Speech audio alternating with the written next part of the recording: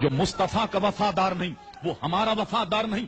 بہت سے لوگوں نے توحید کا مفہوم یہ سمجھا کہ انبیاء کی توہین کی جائے تو توحید مضبوط ہوتی، انبیاء کی تذلیل معاذ اللہ کی جائے تو توحید مضبوط ہوتی ہے، انبیاء کے دامنوں کو چھوڑ دیا جائے تو توحید مضبوط ہوگی، غوث اعظم کے دامن کو چھوڑ دیا جائے تو توحید مضبوط ہوگی، خواجہ غریب نواز کو چھوڑ دیا جائے تو توحید مضبوط ہوگی، بزرگان دین کو چھوڑ دیا جائے تو توحید مضبوط ہوگی. ارے کعبے کس منہ سے جاؤ گے غالب، شرم تم کو مگر نہیں آتی. ان سے تو جتنی نسبتیں جوڑی جائیں اتنا توحید کا مقدمہ آپ کا مضبوط ہوگا. مولانا روم علیہ رحمت قیوم، رب کریم ان کی قبر پر رحمت و رضوان کی بارش فرمائے. بڑا پیارا منظر پیش کیا. فرماتے ایک استاد تھا اور اس کا ایک شاگرد تھا، وہ بہنا قسم کا تھا. ایک چیز اسے دو نظر آتی.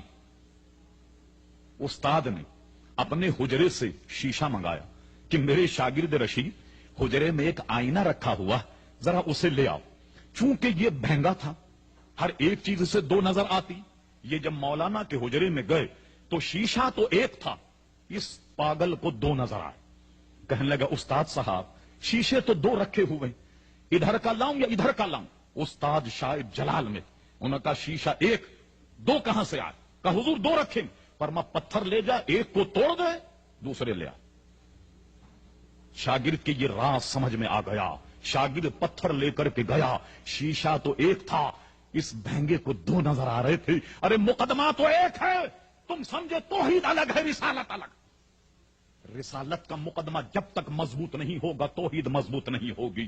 مولانا فرماتے ہیں وہ پتھر لے کر کے گیا اور نشانہ باندھ کر کے جب ایک پتھر پر شیشہ پھینکا، اب جب غور سے دیکھا تو دونوں ٹوٹ گئے، دونوں ٹوٹے ہوئے. اب بڑا شرمشاد پریشان استاد سے کہنے لگا حضرت کمال ہو گیا، شیشے تو دو تھے مگر جب میں نے ایک کو توڑا تو دوسرا بھی ٹوٹ گیا. استاد نے کہا بخش شیشہ تو ایک تھا، تجھے دو نظر آ رہے تھے، مقدمہ تو ایک ہے مگر تمہیں دو نظر آ رہے ہیں. تم نے جب رسول کو چھوڑا تو توحید بھی تمہارے ہاتھ سے گئی.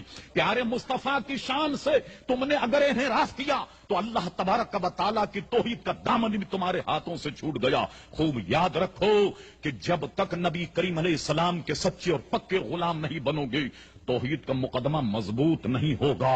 یہ تھی وہ نسبت کہ جس کو میں نے بڑے اختصار کے ساتھ آپ حضرات کے سامنے بیان کر دیا. اور اعلیٰ حضرت امام اہل سنت مجدد نیت حاضرہ صاحب الحجت القاہرہ المؤید ملت طاہرہ مولانا شاہ احمد رضا خان فاضل بریلوی رحمت اللہ علیہ کے اس شعر پر اپنی گفتگو ختم کرتا ہوں. فرماتے تجھ سے در سے سک سے ہے مجھ کو نسبت، میری گردن میں بھی ہے دور کا ڈورا تیرا.